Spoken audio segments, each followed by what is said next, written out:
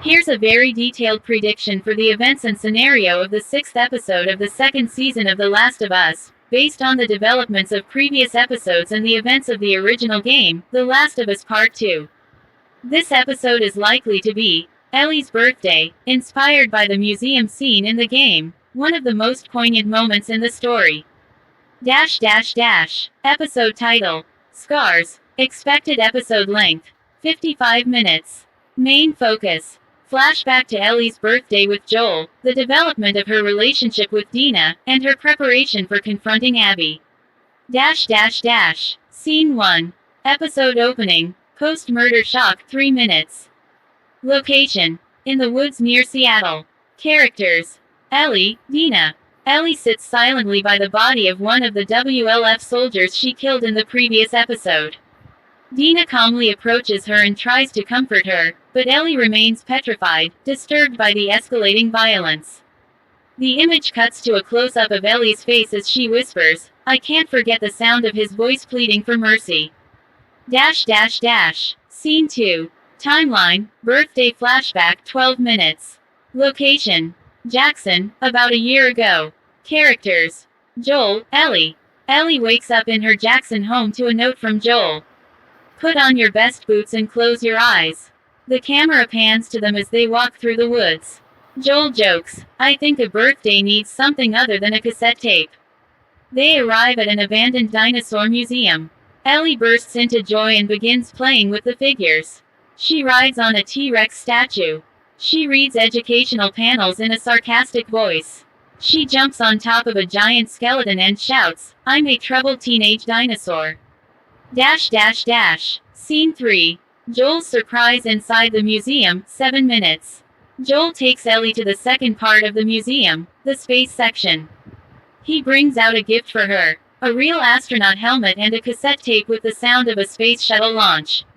Ellie closes her eyes and puts on her headphones, then a poignant silence falls as she imagines taking off from Earth.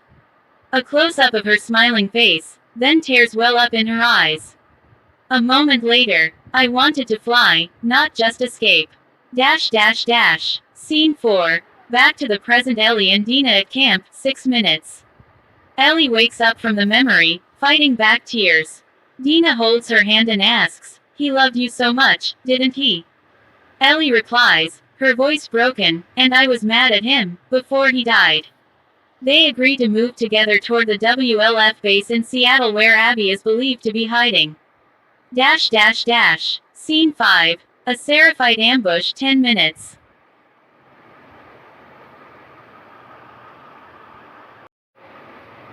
Location: the outskirts of Seattle, inside an abandoned area covered in weeds. Ellie and Dina enter an old, dilapidated building. Suddenly, an arrow is fired from behind and hits the wall next to Dina. The camera pans quickly, and we hear strange whistles. Members of the Seraphites, the Scars, appear silently, their faces covered, communicating only in whistles. A violent chase ensues inside the building. Ellie uses knives and Molotov cocktails, and Dina injures one of them with a sniper rifle. They manage to escape, but Dina is shot in the shoulder. Scene 6. Temporary shelter. Tensions rise, 5 minutes. Ellie finds shelter and begins treating Dina.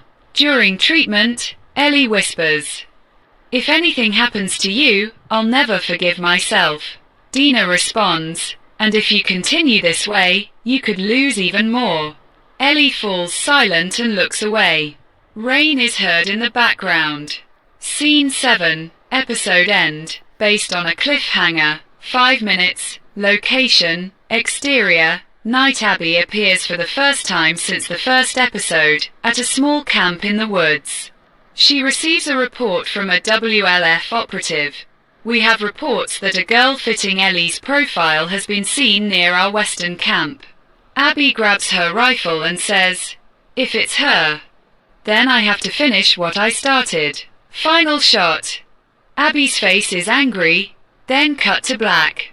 Conclusion: Episode 6 balances emotion and nostalgia via the museum flashback. with the escalation of violent conflict in the present, making it one of the most moving and dramatic episodes of the season, and a direct prelude to the climax in the 7th and final episode.